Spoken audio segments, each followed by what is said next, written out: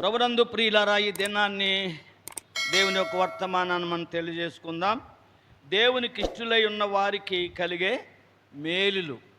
కొరింథీయులకు రాసిన 2వ పత్రిక 5వ అధ్యాయము 9వ వచనం చదువుకుందాం. ప్రియమైనటువంటి వారులారా, దేవునికి ఇష్టలుగా జీవించాలని దేవుడు కోరుకుంటున్నాడు. అంతేకాదు, సర్వసాధారణంగా మన కోరిక ఏమిటంటే మన ఇష్టానుసారంగా జీవించాలి, మనకు నచ్చినట్టు మనం బ్రతకాలి అని మన ఆశ, మన కోరిక. అయితే మన ఇష్టం వచ్చినట్లు జీవించినట్లయితే ప్రభునందు ప్రియులరా చాలా ప్రమాదం ఉంది. కానీ దేవునికి ఇష్టలుగా మనం జీవించాలని దేవుడు ఆశపడుతున్నాడు. యోహాను సువార్త 8వ అధ్యాయం 29వ వచనం. ప్రియమైనటువంటి వారులారా, దేవునికి ఇష్టడుగా జీవిస్తే, దేవునికి ఇష్టమైన వారుగా నడుచుకుంటే, యేసుప్రభు చెప్పిన మాట ఏంటంటే, తండ్రికి నేను ఇష్టమైన రీతిగా నడుచుకుంటున్నాను, ఆయన ఎన్నడూ నన్ను ఒంటరిగా విడిచిపెట్టలేదు అని ప్రభువారు చెప్తా ఉన్నారు. దేవుడు ఏంటంటే, దేవునికి ఇష్టలుగా జీవిస్తే దేవుడు నిన్ను నన్ను ఎవరైతే ఇష్టలుగా ఉంటారో వారిని ఎన్నడూ ఒంటరిగా విడిచిపెట్టడో వారిని దేవుడు కాపాడతాడని ఈ మాటలు చెప్పబడతా ఉన్నాయి. దేవుని స్తోత్రం. హల్లెలూయా. లూకా సువార్త 16వ అధ్యాయము ప్రభునందు ప్రియులరా, మరి 25వ వచనంలో ధనవంతుడు తన ఇష్టానుసారంగా జీవించాడని అక్కడ రాయబడి ఉంది. ధనవంతుడి గురించి యేసుప్రభు చెప్పారు, లాజరు గురించి కూడా చెప్పారు. లాజరు ధనవంతుడు కథలో యేసుప్రభు వారు చెప్పిన కథలో ధనవంతుడు తన ఇష్టానుసారంగా జీవించాడంట. తనకిష్టం వచ్చినవి తిని తనకిష్టం వచ్చినట్టు జీవించి అతడు ప్రవర్తించాడు. దేవుని చిత్తం ఏంటి అని తెలుసుకోలేదు, దేవుని చిత్తాన్ని అనుసరించి నడవలేదు, తనకిష్టానుసారంగా జీవించి బాధపడుతున్నాడు. ఈ లోకంలోంచి వెళ్ళిన తర్వాత బాధపడుతున్నారు. ప్రియమైనటువంటి వారులారా, యేసుప్రభు వారు చెప్పిన కథలో ధనవంతుడు యాతన పడుతున్నాడు. ఎందుకు యాతన పడుతున్నాడు? దేవునికి ఇష్టానుసారంగా జీవించలేదు, తనకిష్టం వచ్చినట్టు జీవించి సుఖం అనిపించాడు, చాలా సుఖాలు అనిపించాడు, ఇచ్చేసాడు. అయితే లాజరు శ్రమపడినా, బాధపడినా, వ్యాధితో ఉన్న దేవుని ఇష్టాన్ని నెరవేర్చాడు. అందుకని లాజరు నెమ్మది పొందుతున్నాడని మనం ఇక్కడ చూస్తూ ఉన్నాం. అలాగని చెప్పి మన సోదరులు ఎంతోమంది ఏం చేస్తారంటే, శ్రమలు అనుభవించడానికి ప్రయత్నం చేయకండి. శ్రమ పడటం వల్ల దేవుడికి ఇష్టం కావు, కానీ దేవునికి ఇష్టమైన రీతిగా నువ్వు నడుచుకోవాలి. నీ మనసు, నీ ప్రవర్తన, నీ ఆలోచనలు, నీ యొక్క మరి ప్రతి పని దేవుడికి మెచ్చేలాగా, దేవుడు నచ్చేలాగా నువ్వు నడుచుకోని. దేవుడు మెచ్చుకునేది ఏంటంటే, దేవునికి ఇష్టమైన రీతిగా మనం బ్రతకాలి, మనం మాట్లాడాలి, మన ఆలోచనలు ఉండాలి, మన తలంపులు ఉండాలి, మన చేతలు ఉండాలి, మన నడకలు దేవుడు మెచ్చేలాగా ఉండాలి. అందుకని దేవునికి ఇష్టలుగా జీవించే వారిని ఒంటరిగా ఎప్పుడు ఆయన ఒక్కడగా విడిచిపెట్టడో, దేవుడి ఇష్టలుగా జీవించే వారిని విడవనని దేవుని వాక్యం మనం చెబుతుంది. లూకా సువార్త 2:14లో మరి ప్రభునందు ప్రియుల యేసుప్రభు వారు ఈ భూలోకమునకు నరుడిగా పుట్టినప్పుడు దేవదూతలు ఆకాశంలోంచి భూమి మీదకి దిగొచ్చారు, భూమి నుంచి పైకి వెళ్తున్నారు. అవి వెళ్తూ ఓ పాట పాడారు, చదువమ్మా. సర్వోన్నతమైన స్థలముల్లో దేవునికి మహిమయు, ఆయనకి ఇష్టలైన మనుషులకు భూమి మీద సమాధానం ఉండుగా కానీ దేవునికి స్తోత్రం చేయుచుండిరి. ప్రభునందు ప్రియులారా, భూమి మీద తనకిష్టులైన, దేవునికి ఇష్టలైన మనుషులకి ఏముందంటండి? సమాధానం కలుగునుగా. కానీ దేవదూతలు పాడుతూ మరి దిగుతూ ఎక్కుతూ పాడుకుంటూ వెళ్ళారు, ఈ పాట పాడుకుంటూ వెళ్ళారు. యేసుప్రభు వారు పుట్టినప్పుడు భూమి మీద తనకిష్టులైన మనుషులకి సమాధానం, తనకిష్టులైన మనుషుల్ని విడిచిపెట్టడు. ఎవరైతే ఆయనకి ఇష్టలుగా జీవిస్తామో అలాంటి వారిని దేవుడు విడిచిపెట్టడు. అలాంటి మనుషులకి సమాధానం ఉంటుంది. అందుకని దేవుని ప్రజలారా, నీ ఇష్టం వచ్చినట్టు నువ్వు బ్రతక, నీకు నచ్చినట్టు నువ్వు బ్రతక, దేవునికి నచ్చినట్టు, దేవునికి ఇష్టమైనట్టుగా మీరు బ్రతకటం నేర్చుకోండి. దేవుని స్తోత్రం. హల్లెలూయా. యోహాను సువార్త 14వ అధ్యాయం 27వ వచనం. నా శాంతినే మీకు ఇస్తున్నాను, లోకం ఇచ్చినట్టుగా కాదు, నా శాంతిని మీకు ఇచ్చి అనుగ్రహించి వెళుతున్నాను అని యేసుప్రభు వారు చెప్పాడు. ఆయన నికిష్టులైనటువంటి మనుషులకి శాంతిని, సమాధానాన్ని, ప్రభునందు ప్రియులరా, సమాధానాన్ని ఇస్తాడు, శాంతినిస్తాడు ఆయనకి ఇష్టమైన మనుషులకు. అందుకని ఆయనకి ఇష్టలుగా మనం జీవిస్తే విడిచిపెట్టడు ఒకటి, తర్వాత శాంతి ఇస్తాడు, సమాధానాన్ని దేవుడు మనకిస్తాడని చెప్తంలో ఏ విధమైన సందేహం లేదు. హల్లెలూయా, హల్లెలూయా. 1 యోహాను పత్రిక 2:2 ప్రభునందు ప్రియులరా, ఆయనే మన పాపాలకి శాంతికరమై ఉన్నాడు. మన పాపాలకు మాత్రమే కాదు, సర్వలోకమునకు శాంతికరమై ఉన్నాడు. సర్వలోకానికి శాంతినిచ్చేవాడుగా ఉన్నాడు. సర్వలోకానికి శాంతినిచ్చేవాడే కానీ అందులో సర్వలోకంలో ఉన్న మనుషులు ఎలా ఉండాలి? ఆయనకి ఇష్టలుగా ఉంటేనే ఈ శాంతి పొందుతారు, ఈ సమాధానం పొందుతారు, విడిపించబడతారు. అనేక శ్రమల నుండి, బాధల నుండి తప్పించబడతారు, విడిపించబడతారు. దేవుని స్తోత్రం. హల్లెలూయా. విడిపించువాడు, నెంబర్ 1 ఆయనకి ఇష్టలైన మనుషులకి విడిపిస్తాడు, శాంతి సమాధానాలు ఇస్తాడని ఈ మాటలు చెప్పబడుతూ ఉన్నాయి. అందుకని యేసు ప్రభువారు ఈ శాంతి సమాధానం ఇవ్వటానికి 2000 సంవత్సరాలకి పూర్వం నరుడిగా పరలోకం నుండి భూలోకానికి వచ్చి 33.5 సంవత్సరాలు జీవించి పరలోక రాజ్య సువార్త, దేవుని రాజ్య సువార్త ప్రకటించారు. దేవుని రాజ్యం సమీపించింది, పరలోక రాజ్యం సమీపించింది, మారు మనసు పొందండి, సువార్తను నమ్మండి, దేవుని రాజ్యం చేరండి అని ప్రభు పిలుపునిచ్చాడు. దేవుని స్తోత్రం. హల్లెలూయా. అంతేకాదు కానీ మత్తయి సువార్త 11:28 ప్రయాసపడి భారం మోస్తున్న సమస్తమైన వారులారా మీరు నా దగ్గరికి రండి, నేను మీకు విశ్రాంతి కలగజేస్తాను, నెమ్మది కలగజేస్తాను, శాంతి కలగజేస్తాను, సమాధానాన్ని కలగజేస్తాను, నా దగ్గర రండి అని ఆయన పిలవటం జరిగింది. అందుకని దేవునికి ఇష్టలుగా ఉండి పాప క్షమాపణ పొంది మారు మనసు పొంది ఆయన కొరకు మనం జీవించినట్లయితే ఆయనకి ఇష్టలు అవుతాం. ఆయన ఇష్టలు అవ్వాలంటే ఆయన సువార్తను నమ్మాలి, ఆయన్ని అంగీకరించాలి, ఆయన ఆజ్ఞలు, కట్టడలు, ఆయన శాసనములు ఇందాక చెప్పారు కాదు 119వ కీర్తనలో, వాటినన్నింటిని మనం గైకున్నట్లయితే దేవునికి మనం ఇష్టలవుతాం. మారు మనసు పొంది పాప క్షమాపణ పొంది మరి వాక్యానుసారమైన నీటి బాప్తిసం పొంది మనం జీవిస్తూ ఆయనకి నమ్మకంగా, ఆయన ఎడల నమ్మకంగా జీవించినట్లయితే ఆయనకి ఇష్టలుగా ఉండగలుగుతాం. ఆయనకి ఇష్టలుగా ప్రతి వారం దేవుని మందిరానికి వచ్చి దేవుని వాక్యాన్ని వింటూ దేవుని వాక్యాన్ని చదువుతూ ప్రార్థిస్తూ ఉన్నట్లయితే ఆయనకి ఇష్టలుగా ఉంటాం. ఆయనకి ఇష్టలుగా ఉన్నట్లయితే మనకి ఇవి దొరుకుతాయి. మనల్ని విడిపిస్తాడు, ఒంటరిగా ఉండనివ్వడు, మనల్ని విడిపిస్తాడు, సమాధానము, శాంతి అన్నీ మనకి అనుగ్రహిస్తాడు. సామెతల గ్రంథం 3:1-2 చూసినట్లయితే సుఖజీవంతో గడుసు సంవత్సరాలు శాంతి నీకు అనుగ్రహిస్తాడు. నా కుమారుడా నా ఉపదేశం మరవకు, నా కుమార్తె నా ఉపదేశం మరవకు, నాజ్యులు హృదయపూర్వకంగా గైకో, అవి నీకు దీర్ఘాయువు, సుఖంగా జీవితే సంవత్సరాలు శాంతి నేను నీకు అనుగ్రహిస్తానని మరి దేవుడు చెప్తున్నాడు. కనుక ఆయన ఉపదేశాలు ఎవరైతే మర్చిపోకుండా వాటిని గైకుంటారో, వాటిని అనుసరిస్తారో అలాంటి ప్రజలు ఆయనకి ఇష్టలు అవుతారు. ఆయనకి ఇష్టలైనటువంటి వారికి దేవుడిచ్చే మేలు ఏంటంటే ఆయన నిన్ను విడిచిపెట్టడు, శాంతి, సమాధానము, దీర్ఘశాంతము, దీర్ఘాయుస్సు నీకు ఇస్తాడని చెప్పాను. రెండో మాట ఏమిటంటే దేవునికి ఇష్టలుగా ఉంటే శత్రువులు నిన్ను చూసి ఉల్లసింపనివ్వడు. నువ్వు దేవుడికి ఇష్టడుగా జీవిస్తే, ఇష్టరాలుగా జీవిస్తే నీ శత్రువు నిన్ను చూసి ఉల్లసింపనివ్వడు. ప్రభునందు ప్రియుల 41వ కీర్తన 11 ముందుగా చదువుకుందాం. నేను ఎందుకు ఇలాగా శత్రులు వాళ్ళు ఉల్లాసంగా ఉండలేకపోతున్నారు, నా మీద చాలా పగబట్టారు కానీ వాళ్ళు ఉల్లసించలేకపోతున్నారు. కారణం ఏంటంటే నేను నీకు ఇష్టడును కనుక వారిని ఎవరిని కూడా ఉల్లసింపనివ్వకుండా చేశావు, నీకు వందనాలని చెప్పి దావీదు ప్రార్థన చేస్తున్నాడు. చూడండి 5వ వచనం చదవండమ్మా. ప్రియమైనటువంటి వాళ్ళారా, శత్రువులు ఎప్పుడు కూడా ఏమనుకుంటారంటే మనం చూసి మన శత్రువు ఏమనుకుంటారంటే చెడ్డ మాటలు పలుకుతారు మన మీద, లేనిపోని కూడా ఊహించి ఆడలటోడు ఎల్లటోడు అని చెప్పి మన గురించి చెప్తూ ఉంటుంటారంట.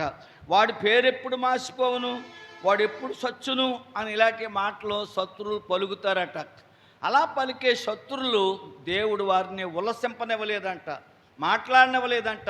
ఎందుకు ఇలా జరుగుతుందని ఆలోచిస్తే నేను నీకు ఇష్టడను కనుక, నేను నీకు ఇష్టడనని తెలియనాయను, దేవునికి నేను ఇష్టనయ్యాను కనుక నా శత్రులు నా మీద ఉల్లసింపకుండా చేశాడని దావీదు మాట్లాడుతూ ఉన్నాడు. హల్లెలూయా. ఒకవేళ సోదరుడు నీకు శత్రువు ఉండవచ్చు. నీ శత్రువు ఎప్పుడు కూడా నీ క్షేమం కోరడు, నీ మేలు కోరడు. ఎప్పుడు నాశనం అయిపోతావు, ఎప్పుడు చచ్చిపోతావు, ఎప్పుడు ఎగిరిపోతావు అనే ఆ మాటలే పలుకుతారు. కానీ శత్రులు మంచి మాటలు వాళ్ళ నోటంట రావు. అందుకని అలాంటి శత్రులను కూడా నువ్వు దేవునికి ఇష్టడుగా నువ్వు ఉంటే శత్రువులు ఎదుట వారిని ఉల్లసింపనివ్వకుండా చేసేటువంటి దేవుడు మన దేవుడు. హల్లెలూయా. సామెతల గ్రంథం 26:27లో గుంట తవ్వుని వాడు దానిలో పడును, రాతిని పొల్లించు వాని మీదకే అది తిరిగి వచ్చును అని అక్కడ రాయబడి. ఎవరైతే గుంటలు తవ్వుతారో, ఎవరైతే గోతులు తవ్వుతారో, ఎవరైతే రాళ్ళు విసురుతారో అలాంటి వారు ప్రభునందు ప్రియులరా, అలాంటి వారు ఒకవేళ ఉన్నట్లయితే నీవు దేవునికి ఇష్టడుగా జీవించు, నీవు దేవునికి నచ్చేవాడుగా బ్రతుకు, నచ్చేదానిగా బ్రతుకు. దేవునికి ఇష్టలుగా బ్రతకండి, దేవునికి ఇష్టలుగా ఉండండి. దేవునికి ఇష్టలుగా ఉంటే గొయ్యి తవ్వువాడు గోతుల్లోనే పడిపోతాడు, రాయి పొల్లించేవాడు రాయి ఆడి మీదకే, రాయిసిన వాడు మీదకే రాయి వెళ్ళిపోతుంది. ప్రభునందు ప్రియులరా, ఉరు తీసేవాడు ఉరు తీయాలనుకున్నవాడు వాడే ఉరి తీయబడతాడని చెప్పడంలో సందేహం లేదు. ఎస్తేరు గ్రంథం 7:10 హామాన్ అనేటువంటి వాడు ప్రధానమంత్రి ఉన్నాడు. 120 రాజ్యాలకి అహస్వేరోషు రాజ్య కాలంలో హామాన్ అనేటువంటి వాడు ఉన్నాడు ప్రధానమంత్రి. మొర్దెకైని చూసి బాగా అసూయపడి మొర్దెకైని చంపాలని, మొర్దెకైని నాశనం చేసేయాలని, మొర్దెకైని ఉరి తీయాలని వెళ్ళాడు. అయితే చివరికి తన పెరట్లో 50 మూరలు కొయ్య ఒకటి పాతి దానికి ఒక ఉరితాడు కట్టి ఆ ఉరితాడు మీద మొర్దెకైని ఉరి తీయించాలని వెళ్ళాడు. చివరికి ఏమయ్యాడండి, తాను పెట్టుకున్న ఉరికొయ్య మీదే తానే ఉరి తీయబడ్డాడని అక్కడ మనం చూస్తూ ఉంటుంటాం. ఎందుకు అలా జరిగిందంటే ప్రభునందు ప్రియుల దేవునికి ఇష్టలైనటువంటి వారికి మనం ఏమీ చేయలేము. వారి పట్ల దేవుడు ఉన్నాడు, వారి పట్ల కనుక వారికి ఏ విధమైన హాని మనము చేయలేమని చెప్పడంలో సందేహం ఏమీ లేదు. అందుకని దేవుడు తనకిష్టమైన భక్తుడిని తప్పిస్తాడు, విడిపిస్తాడు, కాపాడతాడని చెప్పడంలో సందేహం ఏమీ లేదు. 3వ పాయింట్, ప్రభునందు ప్రియుల దేవునికి ఇష్టలుగా మీరు ఉన్నట్లయితే స్వస్థపరచును. దేవుని స్వస్థత అనేది ఎవరికి వస్తుందంటే దేవుడు ఇష్టపడితే నిన్ను స్వస్థపడతాడు. అది ఎలాంటి వ్యాధి అయినా, అలా మరణకరమైన వ్యాధి అయినా, అపాయకరమైనటువంటి వ్యాధులైనా, కష్టాలైనా దేవుడు తనకిష్టులైనటువంటి వారిని దేవుడు స్వస్థపరుస్తాడు. హల్లెలూయా. కరెంట్ షాక్ కొట్టేసింది, కరెంట్ మనం వదిలేద్దామని అది మనం వదలదు. కరెంట్ షాక్ కొట్టిన వాళ్ళు ఎలా ఉంటుందంటే మనం వదిలేద్దామని అనుకున్నాం, అది మనం వదలదు.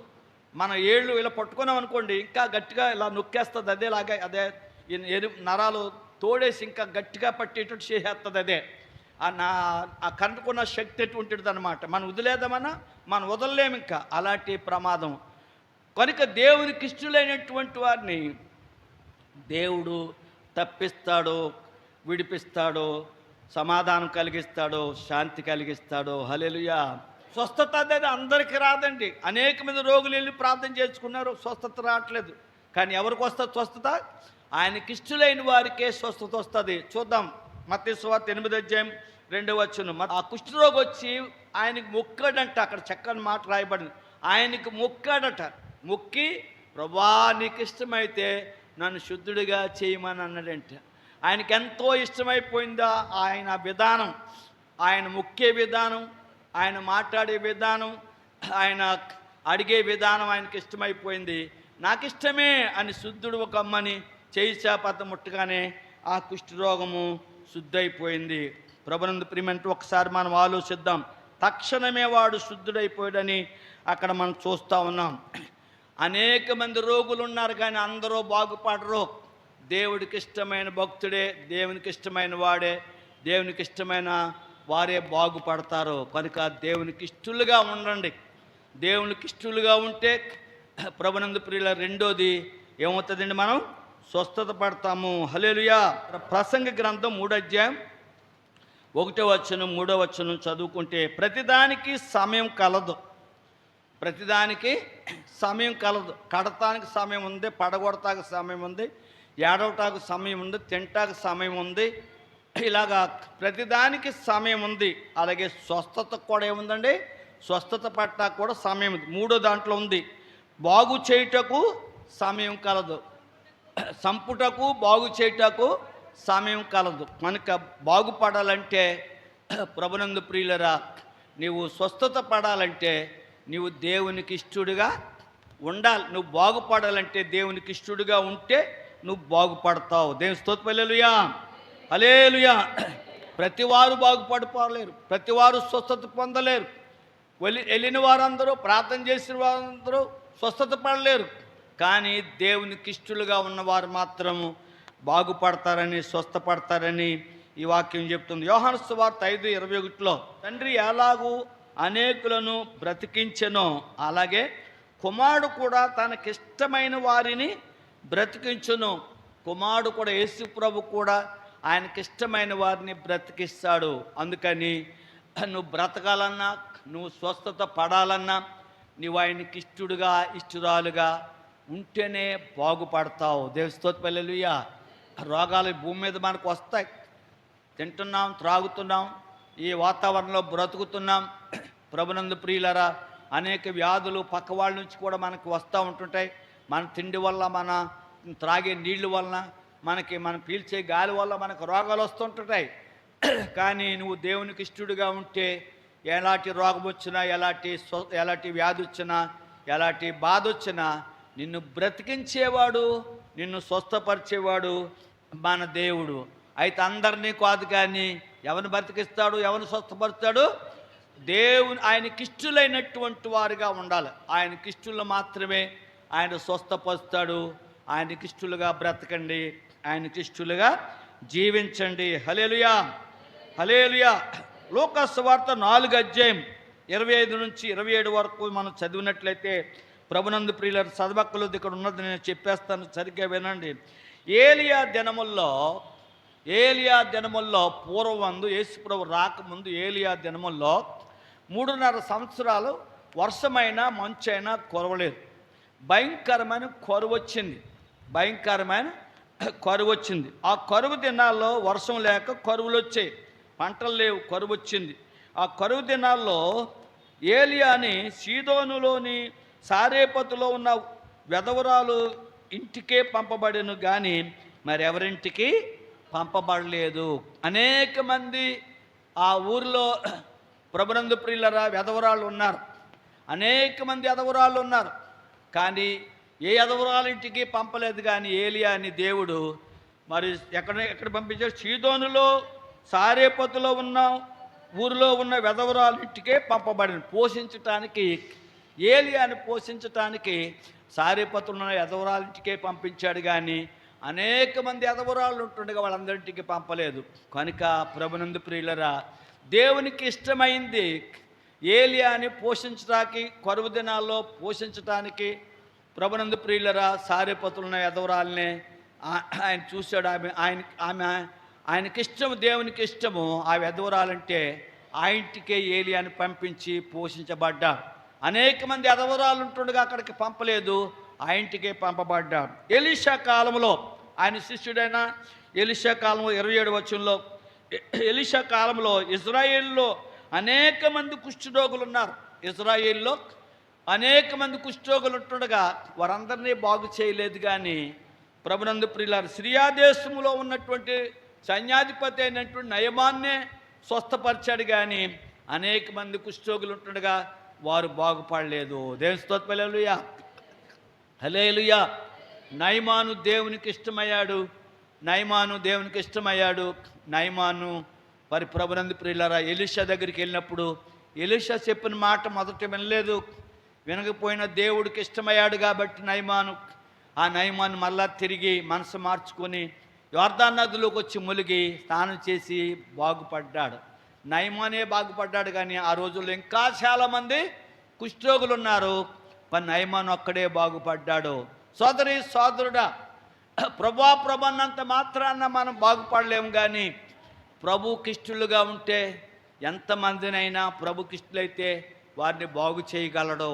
కనుక దేవునికి ఇష్టలుగా జీవించి స్వస్థత పొందాలని ఈ మాట మనకు తెలియజేస్తూ ఉంది. హల్లెలూయా, హల్లెలూయా. 4వ పాయింట్, దేవునికి ఇష్టలుగా ఉన్నటువంటి వారిని ఆపదలో నుంచి కాపాడతాడు, ఆపదలో నుంచి రక్షిస్తాడు, ఆపదలో నుంచి తప్పిస్తాడు. 18వ కీర్తన 19వ వచనం, 18వ కీర్తన రాసినోడు కూడా దావీదే. 19వ వచనం అంటున్నాడు, నేను ఆయనకి ఇష్యుడను గనుక ఆయన నన్ను తప్పించాను. విశాల మార్గంలో నన్ను తోడుకుని వచ్చి నేను ఆయనకి ఇష్టుడను గనుక ఆయన నన్ను తప్పించాను. దావీదుని దేవుడు అనేక ప్రమాదాల్లోంచి దేవుడు తప్పించాడు. దేవుని స్తోత్రం, హల్లెలూయా. అందుకని దేవునికి ఇష్టలైనటువంటి వారిని ఆపదల్లో నుంచి తప్పిస్తాడు. హల్లెలూయా. ఆపదల్లో నుంచి ఏం చేస్తాడండి? తప్పిస్తాడు. ఆపదలోంచి తప్పించబడాలంటే, నీ కష్టాల్లోంచి తప్పించబడాలంటే నీవు దేవునికి ఇష్టురాలుగా జీవించవలసి ఉందని ఈ మాట మనకు తెలియజేయబడుతుంది. దానియేలు గ్రంథం 3:17 వచనంలో, ప్రభునందు ప్రియులరా, మండుచున్న ఏడిమి గల అగ్నిగుండంలో నుంచి శద్రక్కుని, మేషక్కుని, అబేద్నెగోని దేవుడు తప్పించాడు. వాళ్ళు ఏమన్నారంటే, ప్రభునందు ప్రియులరా, మేము సేవించున్న దేవుడు మండుచున్న ఏడిమి గల అగ్నిగుండంలో నుంచి మమ్మను తప్పించుటకు సమర్థుడు, మరియు నీ వశమును పడకుండా ఆయన మమ్మల్ని రక్షించి, ఒకవేళ రక్షించకపోయినా మేము అగ్నిలో పడి మేము నశించిపోతాం, కానీ నీవు నిలబెట్టించిన బంగారు ప్రతిమకి నమస్కారం చేయమని వాళ్ళు చెప్పారు. శద్రకు, మేషకు, అబేద్నెగోలు దేవునికి ఇష్టలుగా జీవించారు, దేవుని ఇష్టలుగా జీవించారు. బబులోను దేశంలో దానియేలు, శద్రకు, మేషకు, అబేద్నెగోలు రాజభోజనం నిరాకరించి కాయగూరల భోజనం తిని, శాకాహార ధాన్యాలు తిని వాళ్ళు అపవిత్రమైపోకూడదని వాళ్ళు మంచిగా బ్రతికారు. కనుక అలా బ్రతికినందుకు కానీ దేవునికి ఇష్టలయ్యారు. రాజభోజనం వద్దన్నారు, మరి జాయింట్లు వద్దన్నారు, ఫ్రైలు వద్దన్నారు, ఏ విధమైనటువంటి బిర్యానీలు వద్దన్నారు. కాయగూరల భోజనమే, వెజిటబుల్ భోజనమే చాలు మాకు అన్నారు. బాబు, రాజుగారు నన్ను ఏమైనా చేస్తాడేమో మీరు సిక్కిపోతే అన్నారు. లేదు, మా 10 రోజులు పెట్టి చూడమన్నారు. 10 రోజులు పెడితే మాంసాలు తిన్న వాళ్ళ కంటే మా కాయగూరల భోజనం తిన్న వాళ్ళ మొఖాలే కలగాను సౌందర్యంగాను ఉన్నాయంట. అలాగ వద్దన్నందుకు గాను ప్రభునందు ప్రియులరా, దేవునికి ఇష్టలుగా జీవించినటువంటి శద్రకు, మేషకు, అబేద్నెగోల్ని దేవుడు అగ్నిగుండంలోంచి, భయంకరమైనటువంటి అగ్నిగుండంలోంచి, తాపకరమైన అగ్నిగుండంలోంచి దేవుడు తప్పించినట్లుగా మనం చూస్తున్నాం. దేవునికి ఇష్టలైనటువంటి వారిని దేవుడు తప్పించును. హల్లెలూయా. 91వ కీర్తన 14వ వచనంలో, అతడు నన్ను ప్రేమించున్నాడు కనుక నేను అతన్ని తప్పించదననే మాట ఏంటంటే, ఆపదల్లో నుంచి, కష్టాల్లో నుంచి, శ్రమల్లో నుంచి, ప్రభునందు ప్రియులరా, భయంకరమైనటువంటి సమస్యల నుంచి తప్పించటం అన్నమాట. అలాంటి సమస్యలను తప్పించబడాలంటే నీకు ఎలాంటి ఆర్థిక సంబంధమైన, ప్రభునందు ప్రియులరా, ఆరోగ్య సంబంధమైన, మరి లోక సంబంధమైన ఏదైనా ఒక ప్రమాదం ఉన్నట్లయితే, ప్రభునందు ప్రియులరా, అది ఉద్యోగంలో అవనివ్వండి, చదువుల్లో అవనివ్వండి, ఎలాంటిదైనప్పటికీ నేను తప్పించబడాలంటే నువ్వు దేవునికి ఇష్టరాలుగా బ్రతుకు, జీవించు. దేవుడు నిన్ను తప్పిస్తాడని, అతడు నన్ను ప్రేమించుచున్నాడు గనుక నేను అతను దేవుని ప్రేమించు, దేవుని ప్రేమించి ఆయన ఆజ్ఞలు గైకో, దేవుడు నీకు ఇష్టడు అవుతావు, ఇష్టరాలు అవుతావు, తప్పిస్తాడు. 73వ కీర్తన 2వ వచనంలో, నా అడుగులు జారుటకు కొంచెమే తప్పెను, నా అడుగు జారుటకు సిద్ధంగా ఉంది, జారిపోవడానికి సిద్ధంగా ఉన్నా. కొంచెమేనండి, కొంచెంలో తప్పిపోయాను, కొంచెంలో జారిపోయానండి అని ఉంటుంటాం. కానీ అలాగ జారిపోతున్నటువంటి వాళ్ళని కూడా దేవుడు ఆయనకి ఇష్టలైతే తప్పగా దేవుడు నిన్ను కాపాడుతాడు, విడుదల పరుస్తాడు. హల్లెలూయా, హల్లెలూయా, హల్లెలూయా. 116వ కీర్తన 8వ వచనం, జారి పడకుండా నా పాదములను నీవు తప్పించి ఉన్నావు, జారి పడకుండా నా పాదములను నీవు తప్పించి ఉన్నావు.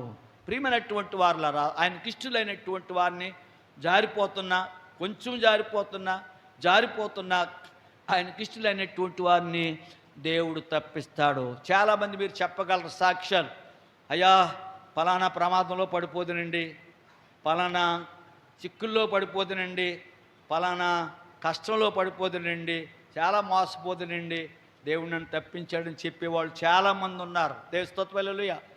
అందులో నేను కూడా తప్పించబడ్డాను. ఒకనొక టైంలో తప్పించబడ్డ.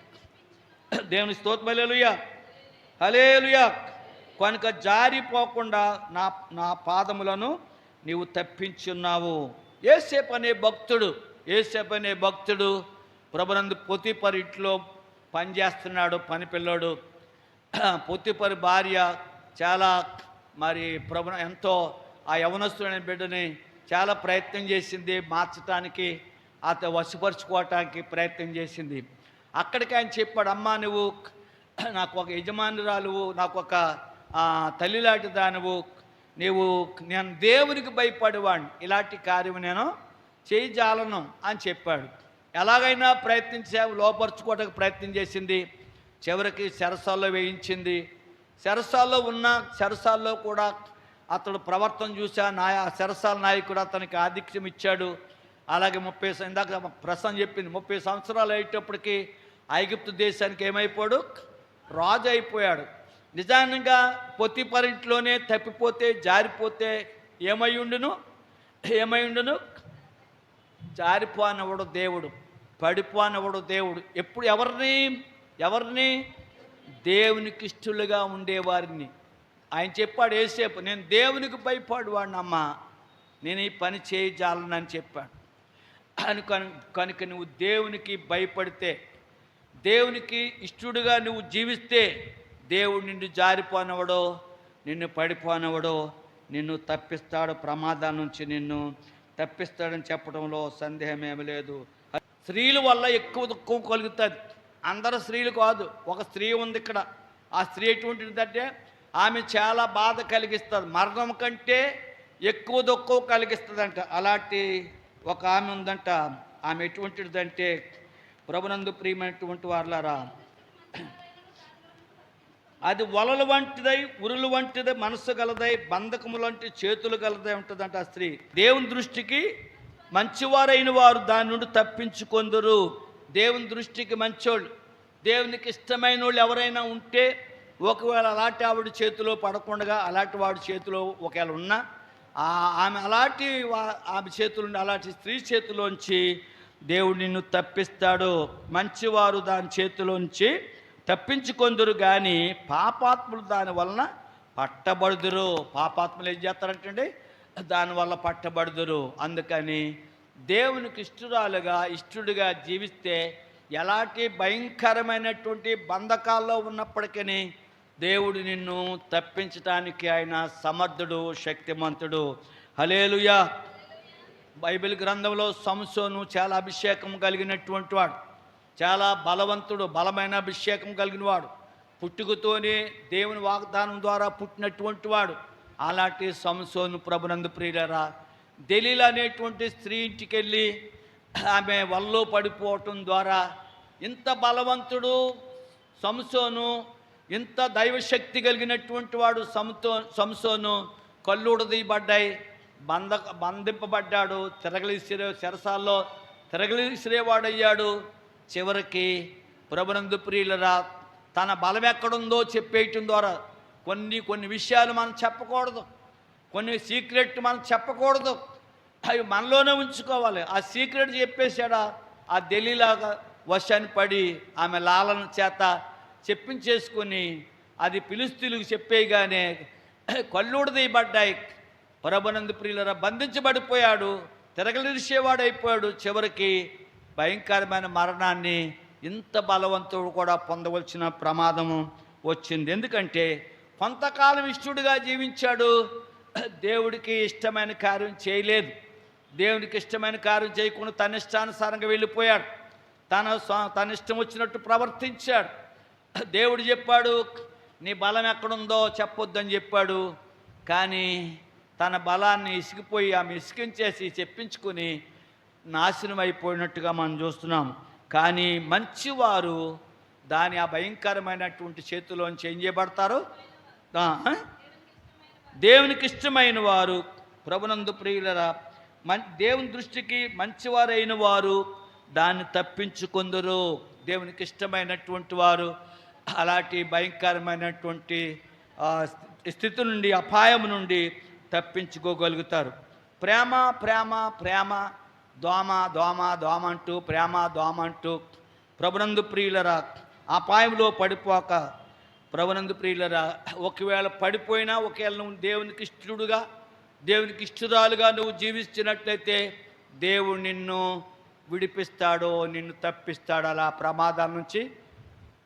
స్త్రీలే కాదు, పురుషుల్లో కూడా ఉన్నారు కొంతమంది భయంకరమైనటువంటి మరణం కంటే బాధ కలిగించేటువంటి పురుషులు కూడా ఉన్నారని చెప్పడంలో సందేహమేమీ లేదు. ఎంతోమందిని 6గురిని 7గురిని పెళ్లి చేసుకున్న పురుషులు లేరా? అలాంటి దుర్మార్గులు లేరా?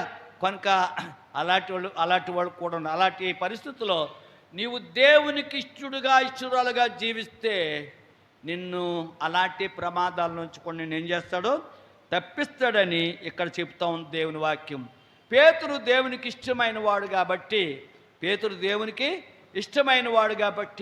పేతుర్ని సాతాను జల్లులు లేచి ఏం చేయబోయిందంటండి? జల్లించేయబోయిందంట. హల్లెలూయా, హల్లెలూయా. ఎక్కడ జల్లించింది? నేను అనుకుంటున్నాను ప్రభునందు ప్రియులరా, యేసు ప్రభువుని సిలువ వేసాకి బంధించి తీసుకెళ్ళిపోతున్నప్పుడు శిష్యులందరూ పారిపోయారు. పేతురు గారు యేసు ప్రభు వెనకాల, ఆయన కూడా లోనకి వెళ్ళిపోయాడు, ప్రభుతో పాటు వెళ్ళిపోతే ఒక చిన్నపిల్ల వచ్చి, ఓయ్ నువ్వు యేసు ప్రభుతో ఉన్నావు కదా అంది. ఏమంటామ్మా? తప్ప అలాగనుకో, నేను యేసు ప్రభుతో లేను అన్నాడు. ఇంకో చోటుకి వెళ్ళి అక్కడి నుంచి తప్పించి ఇంకో చోటుకి వెళ్ళి ఏం జరుగుతుందో చూస్తుంటే అక్కడికి ఒక అతను చూసి, అబ్బాయి నువ్వు యేసుప్రభు శిష్యుల్లో ఒకడు కదా అన్నాడు. నువ్వేం మాట్లాడుతున్నావా? యేసుప్రభు ఎవరు అసలు? యేసుప్రభు అంటే తెలుదు నాకు అనేసాడు పేతురు గారు. అక్కడి నుంచి తప్పించుకుని ఇంకో చోటుకి వెళ్ళి అక్కడికి వెళ్ళి చూస్తుంటే ఇంకొక అతను, నువ్వు నిజంగా యేసుప్రభు శిష్యుడివే అన్నాడు. ఇంకొకడు, ఓయి నువ్వు చెప్పినది ఏంటో నేను ఎరగను, నాకు అసలు తెలదు అని ఒట్టు పెట్టుకోవటానికి యేసుప్రభు ఎవరో తెలియదు ఒట్టు అని అనేటానికి కూడా రెడీ అయిపోయాడు. ఎవరో అలా చూస్తారేంటి? పేతురు గారిని జల్లుళ్ళు వేసి జల్లించేయబోతుంది, సైతం జల్లించేస్తుంది అనమాట. ఈ పని అయిపోయిందని ఈ సంగతి చెప్తానని జల్లించేస్తుంది. పేతురు ఎవరు? యేసు ప్రభు ప్రేమించిన శిష్యుడు, యేసుకి ఇష్టమైన వాడు. దేవుని స్తోత్రం, హల్లెలూయా, హల్లెలూయా. యేసుకి ఇష్టమైన వాడు. అందుకని యేసు ప్రభు అన్నారు, పేతురు నిన్ను సైతాన్ని జల్లుళ్ళు వేసి జల్లించబోయింది, నేను నీకోసం వేడుకున్నాను, ఆయన తప్పించాను అని యేసు ప్రభు వారు చెప్పారు. హల్లెలూయా. ఇది జరగకముందే ప్రభు చెప్పాడు, పేతురు నిన్ను జల్లులేసి జల్లించేస్తుంది సైతాను, కానీ నేను నీకోసం వేడుకున్నాను, తప్పించబడ్డావని చెప్పాడు. ఇదే తర్వాత జరిగింది. ఇదంతా ఇప్పుడు జరిగిందండి, తర్వాత జరిగింది. కనుక సోదరులారా, యేసుని ప్రేమించిన పేతురులాగా మనం ఉంటే మనం తప్పించబడతాం. సాతాను జల్లులేసిన దేవుడు నిన్ను తప్పిస్తాడని చెప్పడంలో సందేహమేమీ లేదు. హల్లెలూయా. అందుకని దేవునికి ఇష్టలుగా ఉందాం. 5వ పాయింట్, ప్రియమైనటువంటి వారులారా, 5వ పాయింట్, దేవునికి ఇష్టలైన వారిని ప్రార్థన ఆలకించును. దేవునికి ఇష్టలైన వారు ప్రార్థన దేవుడు ఆలకించాడు. అయ్యా నేను ఎంతో ప్రార్థన చేస్తున్నానండి, ఎన్ని రోజుల నుంచో ప్రార్థన చేస్తున్నానండి, నా ప్రార్థన ఎక్కడికి పోతుందో ఏమైపోతుందో తెలియట్లేదండి అని ఉంటుంటారు. కారణం ఏంటంటే నీవు దేవునికి ఇష్టరాలుగా లేకుండా ప్రభా అని ప్రార్థన చేస్తున్నావు. ప్రభా అన్న వాళ్ళందరూ ప్రార్థన దేవుడు వినడు. దేవునికి ఇష్టలైనటువంటి వారు ప్రార్థనే దేవుడు వింటాడు. దేవుని స్తోత్రం, హల్లెలూయా. 1 యోహాను పత్రిక 3:22 ఆయన చెప్పినట్టు చేయటం మానేసేసి, ఆయన ఆజ్ఞలు గైకోవటం మానేసేసి మనం ప్రభా అని ఏదేదో ఏమేమో అడిగేస్తుంటే మనం అవి దొరకవు. కానీ ఇదిగో ఆయన ఆజ్ఞలు గైకొని ఆయన దృష్టికి ఇష్టమైనవి చేసి మనం ఏమడిగినా సరే అది మనకు దొరుకుతుందంట. అందుకని యేసు ప్రభువారు అడుగుడి మీకు ఇవ్వబడును, వెదకుడి మీకు దొరుకును, తట్టుడి మీకు తీయబడును అన్నాడు. ఫిలిప్పీ పత్రిక 4:19 క్రీస్తు మహిమైశ్వర్యంలో మన ప్రతి అవసరం తీర్చును. మన ప్రతి అవసరం తీర్చడానికి సిద్ధంగా ఉన్నాడు. కానీ మనం ఆయనకి ఇష్టలుగా ఉండాలి. ఆయనకి ఇష్టలుగా ఉంటే మన ప్రతి అవసరత దేవుడు తీర్చుతాడని చెప్పబడుతుంది. హల్లెలూయా. మన ప్రార్థన ఆలకిస్తాడు. క్షమించండి, మన ప్రార్థన ఆలకిస్తాడు. 6వ పాయింట్, దేవునికి ఇష్టలుగా ఉన్నటువంటి వారిని గద్దిస్తాడు. దేవునికి ఇష్టలుగా ఉన్న వారిని గద్దిస్తాడు. సామెతలు 8:12, దేవుడు ప్రేమించే వారిని, దేవునికి ఇష్టమైన వారిని గద్దిస్తాడు దేవుడు. అందుకని గద్దింపుకి మనం లోబడాలి. గద్దింపుకి దేవుడు గద్దిస్తే నన్ను దేవుడు బాగా ప్రేమిస్తున్నాడు, దేవుడు నా పట్ల చాలా మంచి మనసు కలిగి ఉన్నాడని ఆ గద్దింపుకి మనం లోబడాలి. దేవుడు ప్రేమించిన కుమారుణ్ణి, తండ్రి ప్రేమించిన కుమారుణ్ణి గద్దించే రీతిగా యెహోవా తాను ప్రేమించిన వారిని గద్దిస్తాడు. ఇక్కడ దేవుని వాక్యం చెబుతున్నప్పుడు ఒకవేళ నీకు ఒక నరికేసినట్టుగా, పొడిచేసినట్టుగా, నిన్ను గద్దించినట్టుగా ఉంటే నువ్వు తలంచవలసింది ఏంటంటే, నా మీద దేవుడికి చాలా ప్రేమ ఉంది, అందుకని తన దాసుల్లోంచి నాతో మాట్లాడుతున్నాడు, నాకు సరిగ్గా చెప్పాడు, నాకు సరిగ్గా దేవుడు మాట్లాడుతున్నాడు, నేను బాగోవాలని, నేను మంచిగా ఉండాలని దేవుడు ఇష్టపడుతున్నాడని సంతోషించాలి. గద్దింపుకి లోబడాలి, విధేయత చూపించాలి, కానీ తిరుగుబాటు చేయకూడదని దేవుని సేవకుడికి మీకు తెలియజేస్తున్నాం. దేవుడు గద్దించి మనుషుడు ధన్యుడని రాయబడింది. దేవుడు గద్దించి మనుషుడు ధన్యుడు. నీతిమంతులు గద్దించుట తైలాభిషేకం. ఎవరైనా నీతిమంతులు ఒరే తప్పురా అమ్మాయి తప్పు అని ఎవరైనా చెప్తే అది నీకేమనుకోవాలంటే, మీరు అలాగా ఎవరైనా నీతిమంతులు మిమ్మల్ని గద్దిస్తే అది తైలాభిషేకం అని సంతోషించాలి. నా మేలు కోరి నన్ను గద్దించారు, నాకు తైలాభిషేకం ఇది అని అనుకోవాలట. మూడవది, తల్లిదండ్రులను గద్దించినప్పుడు తల్లిదండ్రులు నీకు గద్దించుట నీకు మేలు. నీ తల్లి నీ తండ్రి నిన్ను గద్దిస్తే అది నీకు మేలని నువ్వు భావించాలి. నన్ను గద్దిస్తావా, నేను ఎంత చదువుకున్నాను, లేకపోతే ఇంత పెద్ద అన్నయ్య ఇంకా నన్ను గద్దిస్తావా, చిన్నపిల్లలు అనుకున్నావా అని అనకూడదు. నీ తల్లి నీ తండ్రి నిన్ను గద్దిస్తే అది నా మేలే అని నువ్వు అనుకోవాలి, అలాగ అనుకోవాలి. పెద్దలు నిన్ను గద్దిస్తే అది నీకు మంచిది. పెద్దలు నిన్ను గద్దిస్తే నువ్వు ఎంత పెద్దోడైతే మాత్రం నేను ఆ సంగతి ఏంటి అనుకున్నావు అని అనకూడదు. పెద్దలు నిన్ను గద్దిస్తే నీకు మంచిది. మీ తల్లి మీ తండ్రి నిన్ను గద్దిస్తే నీకు క్షేమం. నీ ఆత్మీయ తల్లిదండ్రులు వాక్యంలో పెంచే తల్లిదండ్రులు, నీ కొరకు ప్రార్థన చేసి నీకు రక్షణ ఇచ్చిన తల్లిదండ్రులు నిన్ను గద్దిస్తే, ఆత్మీయ తల్లిదండ్రులు గద్దిస్తే నీకు ఆశీర్వాదం అని అనుకోవాలి. అలాగా నిన్ను దేవుడు ప్రేమించిన దేవునికి ఇష్టమైన కుమారుణ్ణి ప్రభునందు ప్రియులరా గద్దిస్తాడు. ఆరోది, దేవునికి ఇష్టమైన వారిని గద్దించును. హెబ్రీ పత్రిక 12:6 ఆయన నిన్ను గద్దించినప్పుడు విసుకొకము. దేవుడు నిన్ను గద్దించినప్పుడు విసుకొద్దు, బాధపడొద్దు, విసుక్కోవద్దు. దేవుడు నిన్ను గద్దించినప్పుడు. సామెతలు 29:1 ఎన్నిసార్లు గద్దించినా మార్పు లేకపోతే, నువ్వు మనసు మార్చుకోకపోతే హఠాత్తుగా నాశనం అయిపోయే, తిరుగు లేకుండా నాశనం అయిపోయే ప్రమాదం ఉంది. కాబట్టి దేవుడు గద్దింపు ఎవరు గద్దిస్తాడంటే దేవునికి ఇష్టమైన వారిని గద్దిస్తాడు. దేవుని స్తోత్రం, హల్లెలూయా. నేనే కడపడుతున్నానా అనుకోకు. దేవుడు నిన్ను ప్రేమిస్తున్నాడు కాబట్టి, వంటి దేవుడికి ఇష్టం కాబట్టి నిన్ను గద్దిస్తున్నాడని భావించు. 7వ మాట, దేవునికి ఇష్టలు పరలోకంలో చేరుదులు. హెబ్రీ పత్రిక 11:5 హానోకు అనేటువంటి వాడు మరణం పొందలేదు, శరీరాన్ని విడిచిపెట్టలేదు. ఏలియా ఒక్కడు శరీరాన్ని విడిచిపెట్టలేదు, శరీరంతో వెళ్ళిపోయాడు. హానోకు శరీరాన్ని విడిచిపెట్టకుండా వెళ్ళిపోయాడు. హానోకు కొనుపోబడక ముందు దేవునికి ఇష్టడుగా ఉండెను, దేవునికి ఇష్టడుగా ఉన్నాడని సాక్ష్యం ఉంది హానోకుకి. దేవుని బిడ్డలారా, నీకు నాకు సాక్ష్యం ఉండాలి. చాలా మంచివాడు, చాలా మంచి బిడ్డ అని సాక్ష్యం ఉండాలి. అలా సాక్ష్యం ఉన్న హానోకు ఏమయ్యాడండి, చనిపోకుండా ఆ పరలోకానికి ఆయన కొనుపోబడ్డాడు. దేవుని స్తోత్రం, హల్లెలూయా. మనము కూడా కొనుపోబడతాం. మొదటి తెస్సలోనికైయులకు రాసిన పత్రిక 4:16 ఆర్భాటంతోనూ ప్రధాన దూత శబ్దంతోనూ దేవుని బూరతోనూ పరలోకం నుండి ప్రభు దిగివచ్చును. ప్రభు అలా దిగివచ్చినప్పుడు మనందరం కూడా ప్రభునందు మృతి పొందిన వారు మొదట లెగుతురు. ఆమె ఇతర సజీవులమైన మనం కూడా కొర్రెపాట్లో మార్పు చెంది మేఘాలెక్కి మనం కూడా వెళ్ళిపోతాం. మనందరం వెళ్ళమండి. ఆయనకి ఇష్టలైన వారు మేఘాలెక్కి వెళ్ళిపోతారు. హల్లెలూయా. ప్రభు త్వరగా రాబోతున్నాడు. ప్రభు వచ్చేటప్పటికి ప్రభునందు మారు మనసు పొంది బాప్తిసం పొంది రక్షించబడి దేవుల్లో నడుచుకున్న వాడు చనిపోయిన వాళ్ళు మొదట్లో ఎగుతారు.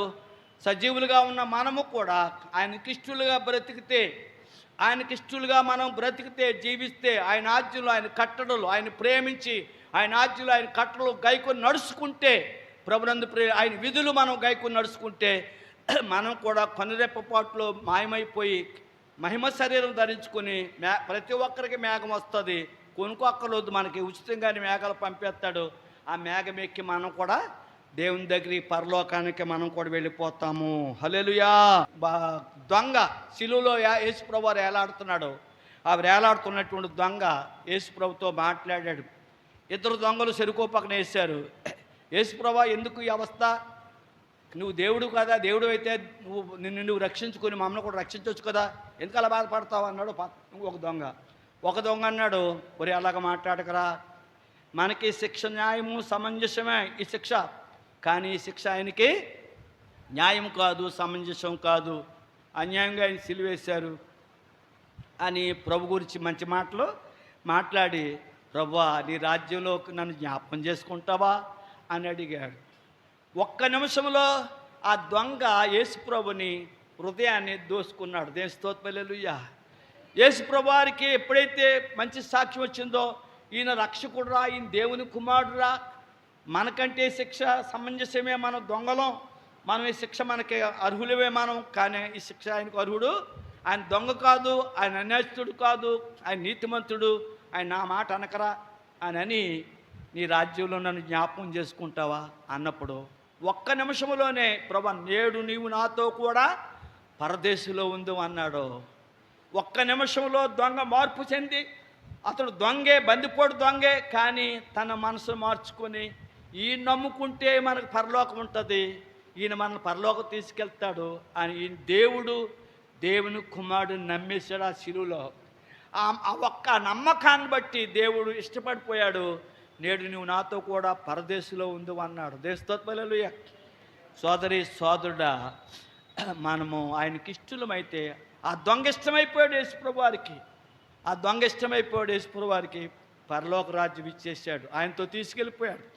కనుక సోదరి సోదరులారా, దేవునికి ఇష్టలుగా జీవిస్తే ఆయన మనల్ని విడిపిస్తాడు, శాంతి సమాధానం ఇస్తాడు. ఒకటి. రెండు, దేవుడికి ఇష్టలుగా మనం ఉంటే శత్రువు మనల్ని ఉల్లసింపనివ్వడు, శత్రువు నుంచి నిన్ను కాపాడుతాడు. మూడోది, దేవునికి ఇష్టలుగా ఉంటే స్వస్థపరచును.